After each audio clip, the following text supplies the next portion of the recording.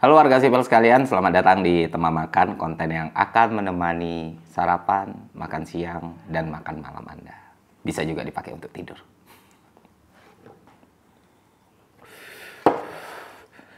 Lucu banget bentuk vape-nya kayak minuman. Ini nggak endorse, jadi gue nggak sebut merek ya. Jadi buat yang punya vape ini dan pengen di endorse, kontak person gue ya. Cuman gue nemu ini di internet terus gue lihat, wow, menarik tuh. Oke, selamat datang kembali di Tema Makan, dan dalam sejarah untuk pertama kalinya Tema Makan 3 kali berturut-turut. Ya, dan masih dalam satu tema cerita yang sama karena requestnya banyak sekali, karena view-nya itu lebih dari 600.000 atau bahkan 700.000 ya ketika ditotalin 2 video. Dan karena hidup itu soal pemenuhan scarcity dan supply and demand, makanya gue buat lagi gitu. Karena banyak banget ya request. Bahkan ketika gue ngebahas sesuatu di Twitter atau di TikTok, kemarin kemarin kayak gue bahas di TikTok itu gue lagi ngejelasin, ngedibang orang yang hoax tentang Tan Malaka. Dia bilang Tan Malaka itu dibunuh atas perintah atau inisiatif Bung Hatta gitu. Terus gue dibang, gue stage. Gue harap diskusinya itu bakal tentang Tan Malaka. Ternyata masih banyak juga yang komen, "Bang, terusin cerita teman makannya." Oh, gila.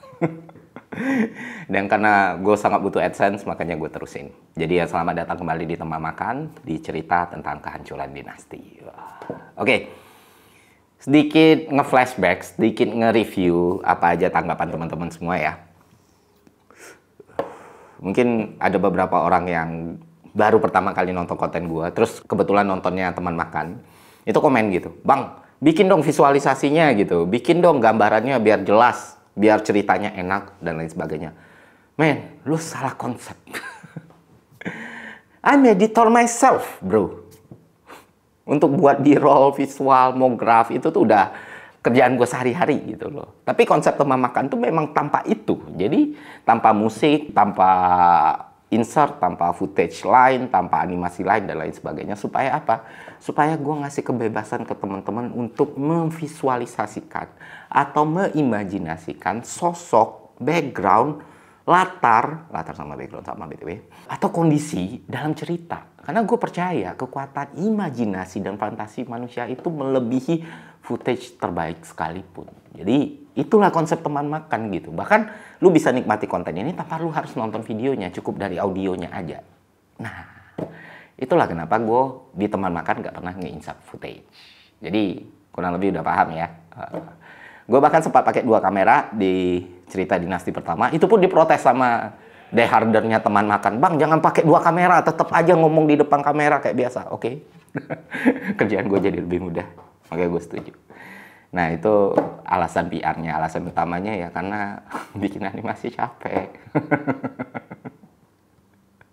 Jadi udah kayak gini aja lah ya. Ya udah. Oke. Kita balik lagi nyeritain salah satu tokoh atau salah satu cerita di Romance of Three Kingdom. Seperti 2 Tema Makan sebelumnya, kita pertama nyeritain tentang Romance of Three Kingdom-nya itu sendiri, sedikit summary-nya. Terus kita nyeritain karakter pertama, yaitu Lu Bu. Kenapa waktu itu Lu Bu yang gue pilih? Karena dia yang paling populer ya. Nah, di karakter kedua yang gue ceritain ini, mungkin bisa dibilang adalah karakter yang sering dianggap sebagai MC-nya atau main karakternya, protagonis utamanya. Salah satu dari 3 raja yang dibahas dalam kisah Romance of Three Kingdom. Siapa lagi kalau bukan Liu Bei. Nah, menceritakan soal Liu Bei, izinkan gue mendeskripsikan beliau sedikit gitu. Jadi Liu Bei ini, dia itu salah satu pemimpin, salah satu karakter utama yang paling banyak diceritain di Romance of Three Kingdom. Dan kalau lu main game Dynasty Warriors, salah satu cerita yang paling panjang dan paling detail ya, selain Cacau gitu. Nah, ditokohkan sebagai seorang yang pinter, baik, dan peduli dengan masyarakat. Dan salah satu yang pengen Liu Bei lakukan adalah perubahan. Gitu.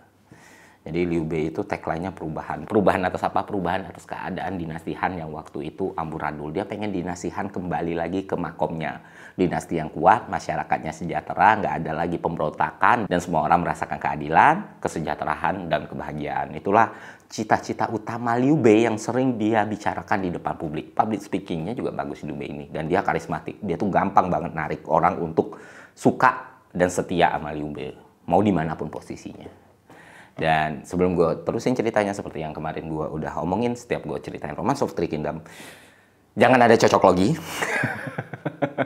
Gue disclaimer di awal, karena yang gue ceritain ini sejarah dan novel di Cina, bukan kejadian sebenarnya di Indonesia. Balik lagi soal Liu Bei.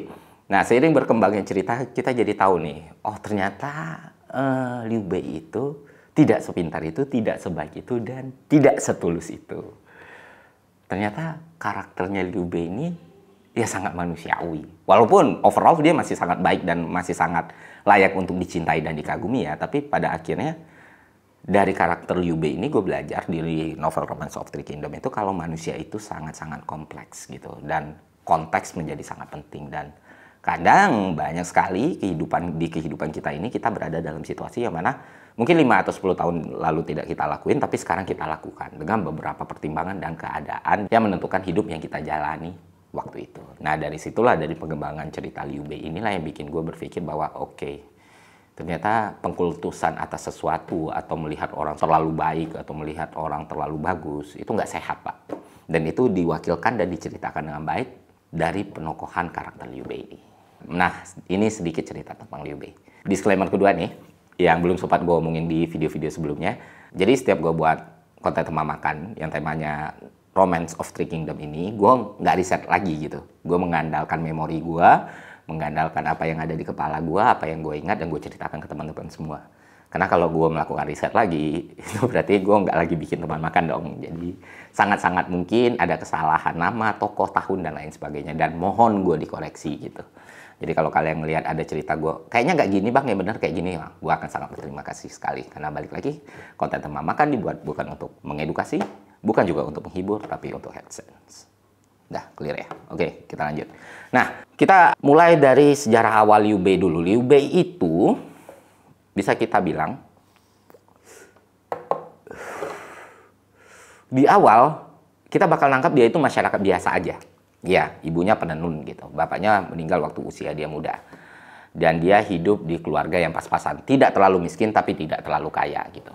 Artinya ya kayak common people aja di Cina waktu itu. Nah, Liu Bei, walaupun backgroundnya seperti itu, tapi kalau garis keturunannya kita tarik, ternyata dia punya garis keturunan bangsawan. Ya, dia keturunan salah satu kaisar dulu-dulunya si dinasti Han ini. Jadi maka dari situlah muncul patriotik Liu Bei dan kecintaan Liu Bei dan loyalitas Liu Bei kepada dinasti Han. Ya, karena emang by blood gitu loh. Dia itu bisa dibilang darah biru. Cuman di dinasti warrior ini atau di Romance of Three Kingdom ini gue juga baru paham, oh ternyata nggak semua orang berdarah biru di zaman dulu itu bisa hidup dengan sejahtera banget. Ternyata ada juga yang kayak Liu Bei kalau itu keturunan jauh dan lain sebagainya. Dan itulah yang terjadi sama keluarga Liu Bei. Nah, Liu Bei walaupun ibunya cuma bekerja sebagai penjahit atau penenun, gue lupa, dia tetap mengenyam pendidikan yang sangat baik. Ya, dia sekolah terus lah waktu itu Liu Bei. Kenapa demikian? Karena walaupun hidupnya pas-pasan, walaupun keluarganya juga nggak kaya-kaya amat, atau nggak miskin-miskin amat, tetap aja dia punya keluarga bangsawan gitu. Dan semua orang melihat kecakapan Liu Bei ini, karena dari awal Liu Bei itu karismatik, public speakingnya bagus, kayak gue bilang tadi, dan dia pintar gitu loh. Dan semua keluarga-keluarga Liu Bei itu ngelihat, sayang kalau anak ini nggak sekolah.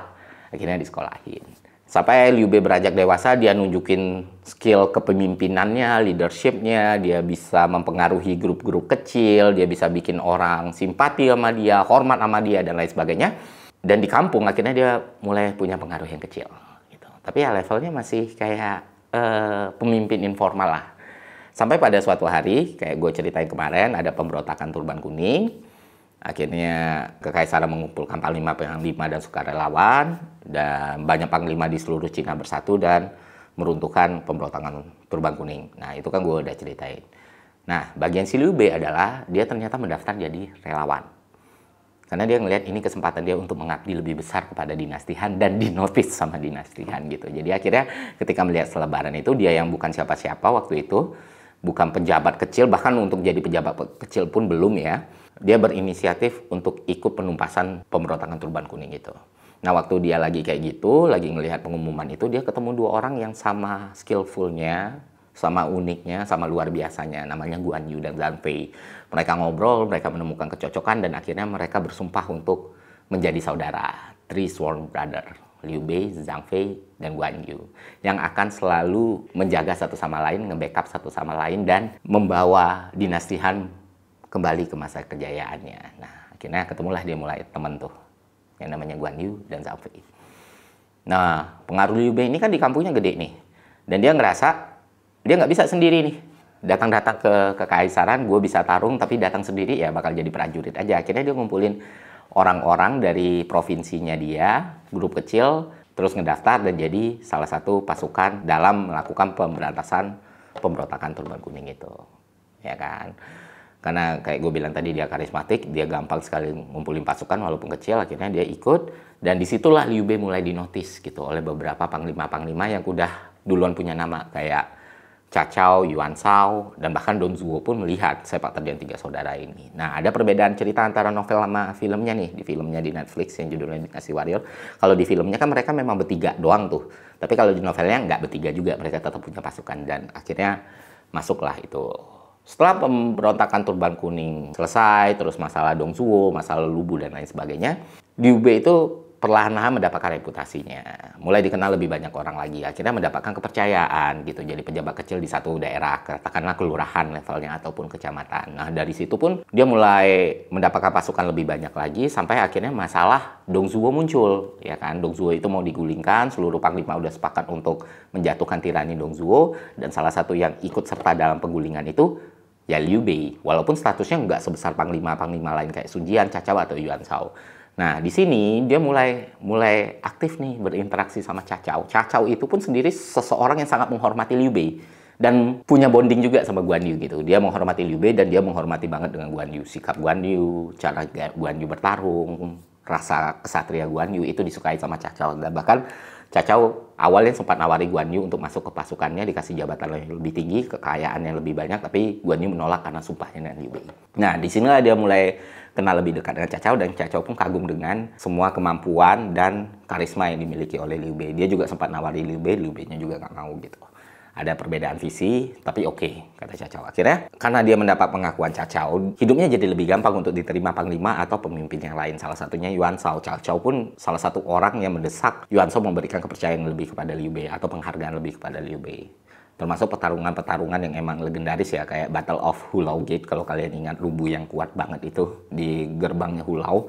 Nah, itu kan salah satu pertarungan paling ikonik di Romance of Three Kingdom ya, antara tiga bersaudara melawan Lubu. Dan itulah yang terjadi dan itu yang disaksikan banyak orang. Akhirnya mereka bahu-membahu untuk memberantas Dong Zhuo. Dong Zhuo sempat memindahkan ibu kota ke barat, dikejar Dong Zhuo, akhirnya meninggal, dibunuh Lubu. Lubu mulai berkeliaran ke seluruh Cina. Nah, Liu Bei setelah Dong Zhuo wafat pun, kayak gue bilang tadi, karirnya mulai bagus. Dia mulai memerintah di wilayah yang kecil, mulai dikasih tanggung jawab. Dan akhirnya Lubu pun pergi ke tempatnya Liu Bei. Ya, kalau nggak salah nama kotanya itu Xiapi sama Xiahe ya. Itu daerah kekuasaan Liu Bei. Dan minta perlindungan dari Liu Bei gitu.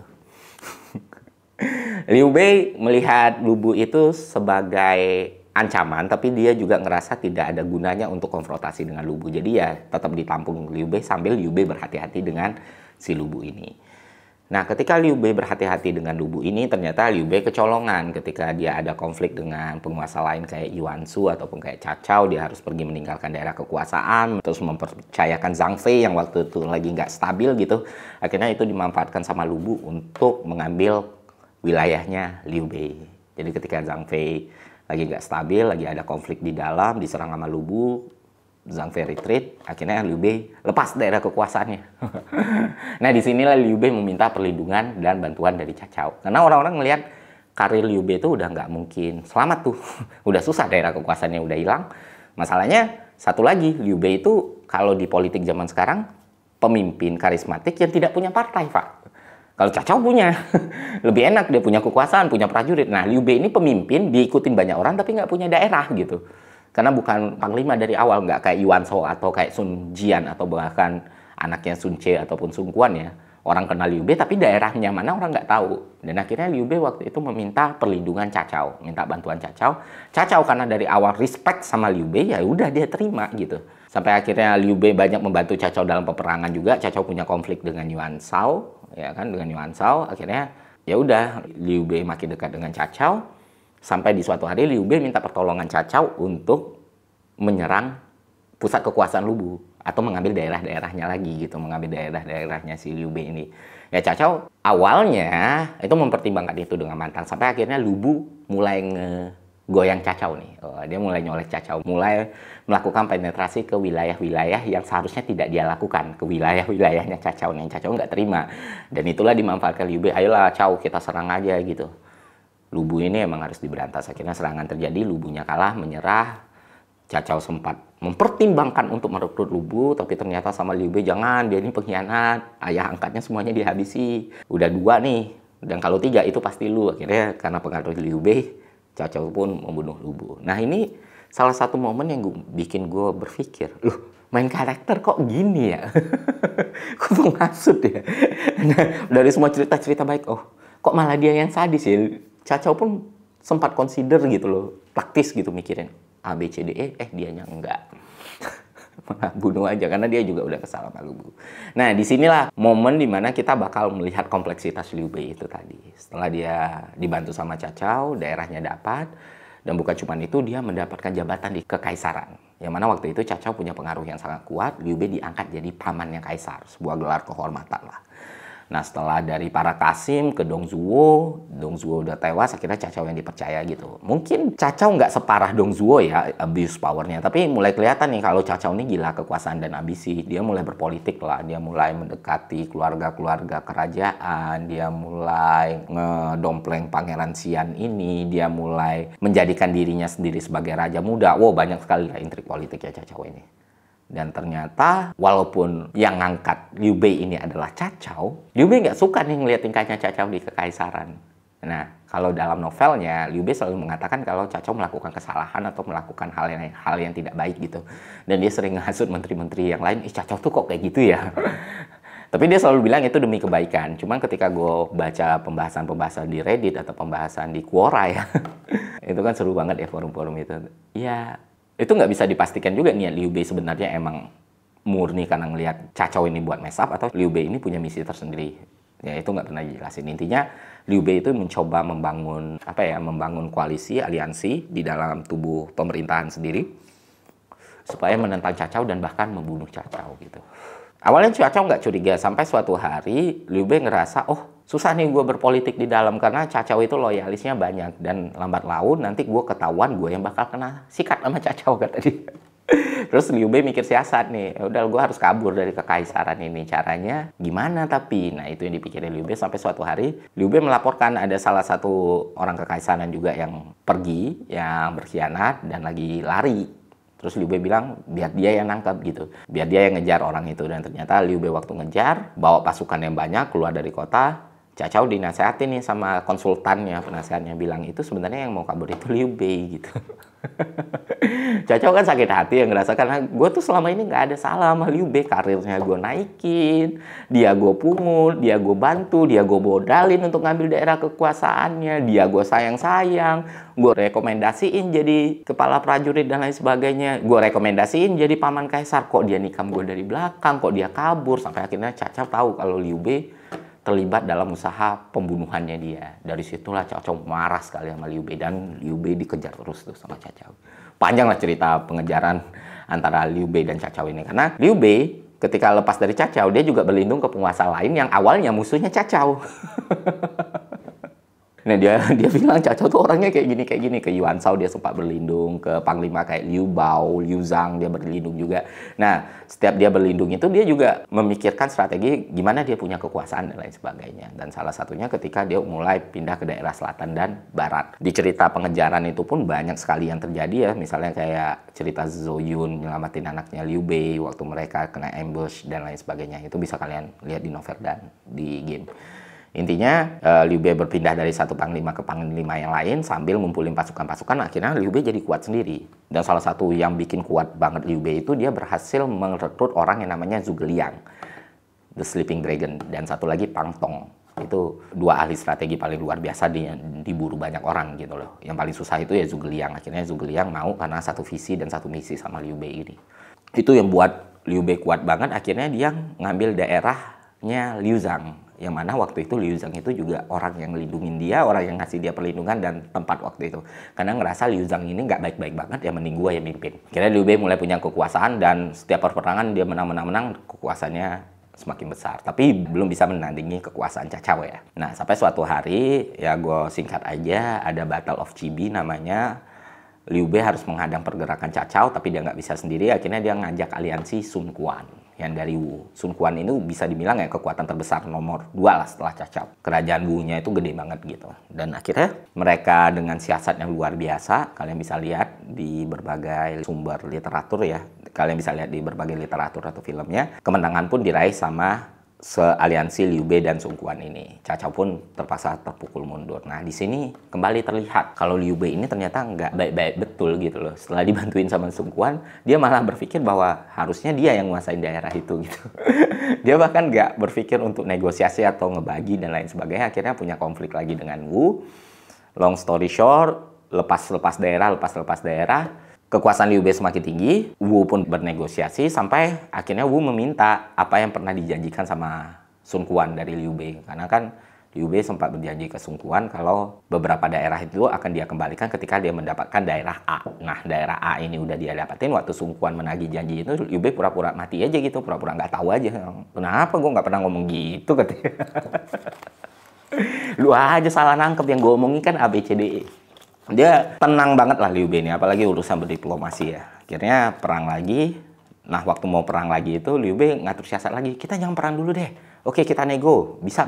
Kita harus meredam serangan Cao Cao lagi nih. Nah, hal-hal kayak gitu sering terjadi sama si Liu Bei ini. Pokoknya semua strategi politiknya bagus, semua taktikalnya benar, tapi sampai suatu hari Liu Bei kehilangan kewarasan dan rasionalitasnya. Kenapa demikian? Karena Guan Yu terbunuh sama salah satu jenderalnya Wu, namanya Lu Meng. Nah, ketika dia kehilangan saudaranya, Liu Bei itu naik pitam. Dan itu dari seseorang yang sangat karismatik, sangat pintar, sangat kalkulatif, jadi seseorang yang sangat-sangat bodoh gitu. Dan dia akhirnya mengambil keputusan untuk perang puputan.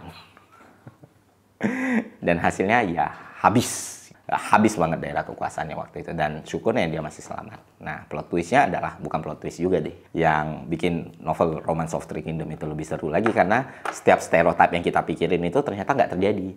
Walaupun Liu Bei udah kelihatan tanda-tanda kehancurannya, ternyata yang meninggal duluan Cao Cao. Kenapa Cao Cao meninggal? Ya karena dia sakit gitu. Nah, itu kan, men, ayolah gitu. Emang dari awal nggak usah berekspektasi sama novel ini gitu. Karena kejadian-kejadian kayak gitu terjadi. Akhirnya Liu Bei sempat ngambil nafas, nggak hancur seketika. Problemnya adalah daerah kekuasaannya semakin mengecil. Nah, Cao Cao digantikan anaknya namanya Cao Pi. Cao Pi pun akhirnya mengambil sebuah keputusan berani. Dulu, mau Liu Bei, mau Cao Cao, mau Sun Quan, atau bahkan Dong Zhuo sekalipun, mereka nggak akan pernah berani mendeklarasikan diri mereka kaisar. Kenapa demikian? Karena ketika lu mendeklarasikan diri lu kaisar, maka lu akan diserang sama pemimpin daerah lain. Karena kan Cina waktu itu sudah sangat-sangat desentralisasi ya. Tapi tetap aja mereka mengakui kekaisaran itu ada. Tapi kalau ada satu orang yang ngakuin, itu bisa hancur. Bahkan orang seambisius Cao Cao pun masih berhitung untuk mendeklarasikan diri sebagai kaisar. Dan jangankan Cao Cao, Dong Zhuo pun nggak melakukan itu. Walaupun kekuasaannya mutlak besar, dia nggak akan pernah bilang dirinya kaisar karena resiko itu tadi. Tapi ternyata anaknya Cao Cao lebih ngeri dari bapaknya nih. Setelah dia tahu dia mengendalikan kekaisaran segitu besar dan mengendalikan kaisar juga, dia akhirnya mendeklarasikan dirinya sebagai Kaisar Wei. Waktu itu si Cao Pi namanya. Nah, Liu Bei mendengar itu, panas dia. Dia pun akhirnya mendeklarasikan dirinya sendiri sebagai Kaisar Su. Nah, setelah Liu Bei melakukan itu, Sun Quan pun melakukan hal yang sama. Jadi ya ada tiga. Disitulah baru secara ofisial tiga kerajaan Wei, Su, Wu itu terbentuk. Gitu. Tapi apakah Liu Bei sempat menikmati kekuasaan? Ya sayangnya tidak. Karena dia udah kehilangan dua saudaranya. Zhang Fei dibunuh sama prajuritnya. Guan Yu dibunuh sama Lu Meng. Dia tidak stabil dan akhirnya dia hancur. Nah, setelahnya Su masih ada, tapi ternyata anaknya Liu Bei itu sangat berbeda jauh dengan dia. Karena Liu Bei sangat memanjakan anaknya, lupa ngekader anaknya, lupa ngedidik dengan benar. Anaknya jadi yang sukanya instan aja gitu. Kalau dalam cerita novel ya, tapi kalau dalam sejarah dibilang nggak separah itu sebenarnya. Jadi kayak anaknya disuap sama pejabat Wei malah mau gitu. Ada momen Zhuge Liang udah hampir menang perang, terus dipanggil sama si Lu Can ini gitu. Kenapa demikian? Karena si anaknya Liu Bei, si Lusan, ya itulah namanya, itu disuap sama pejabat Wei untuk manggil Zhuge Liang. Zhuge Liang karena kaisarnya yang manggil, ya dia datang, akhirnya nggak jadi menang. Hal-hal itu terjadi dan akhirnya Su jadi kerajaan pertama yang hancur. Nah, ada satu momen menarik juga soal Liu Bei ya. Kayak gue bilang tadi, dia jadi kalap soal kematiannya Guan Yu. Sementara Cha Chao pernah dalam keadaan yang sama. Orang terdekatnya Xiao Hou Yuan waktu itu juga dalam keadaan terdesak dan banyak orang minta untuk menyelamatkan Xiao Hou Yuan. Tapi walaupun hubungan personal Cha Chao sangat dekat sama orang ini, dia berhitung nih kemungkinan dia menyelamatkan sepupunya ini sangat-sangat kecil. Tapi di satu sisi, kalaupun dia lakukan, dia akan kehilangan lebih banyak nyawa lagi. Tapi akhirnya Cha Chao memutuskan untuk retreat, nggak mengambil resiko itu walaupun harus kehilangan sepupunya. Tapi Liu Bei nggak bisa berpikir yang sama karena gara-gara keputusan Puputan itu ratusan ribu prajurit Shu meninggal gitu. Nah, itu salah satu kelemahan Liu Bei. Nah, dari cerita ini kita udah bisa paham kali ya kalau sebenarnya kayak gue ceritain di awal, manusia itu sangat kompleks. Ada momen up-nya, ada momen down-nya, ada momen prime-nya, ada momen lame-nya. Nah, itulah yang terjadi juga sama Liu Bei. Jadi nggak serta-merta orang itu cerdas, orang itu karismatik, orang itu jago public speaking. Kita bisa melihat orang itu kayak nabi yang akan selalu menang gitu. Orang itu kayak nabi yang tidak akan pernah salah. Atau kita bisa langsung nangkep kalau oh karena dia udah punya semua spek ini, dia bakal menang dalam pertarungan. Faktanya Shu atau Liu Bei yang dicitrakan dengan sangat baik dan diceritakan dengan sangat-sangat baik pula, itu jadi pihak pertama yang kalah dan hancur dalam Romance of Three Kingdom ini. Jadi gue harap dengan cerita ini menambah khasanah dan perspektif baru buat kita semua. Itu aja yang bisa gue sampaikan. Sampai jumpa di teman makan selanjutnya. See ya.